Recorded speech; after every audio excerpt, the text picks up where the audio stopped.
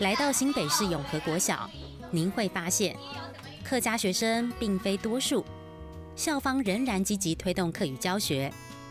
除了让客家子弟有机会学习自己的母语，更希望借由认识客语，让全校的孩子们都能学会欣赏各种文化的美丽。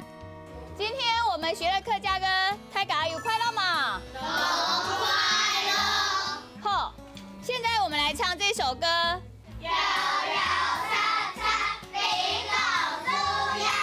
上课比下课更好玩，将客语童谣结合游戏，每个孩子都乐在其中。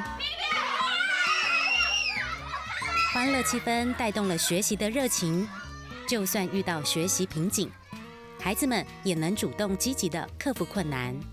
念了又念，念了又念，可是隔天又忘记，然后就是一直念不起来。然后后来我就把音标拆成好几个，一直念就会了。就连家中早已不说客语的客家学生，也把客家话重新带回家。因为妈妈是客家人，我都跟妈妈一起练习，我觉得很开心。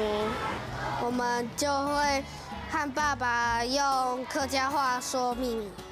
看到孩子们全神投入在客语游戏中，谁说认真学习一定要一板一眼？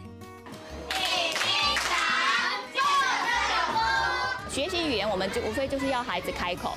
那如果他愿意开口，其实他学任何一种语言都是一个很棒的一个开头。在欢乐中学习，说客语变得好快乐，孩子们的世界也因此变得无限宽广。上课喽！懂快乐，懂快乐，懂快乐。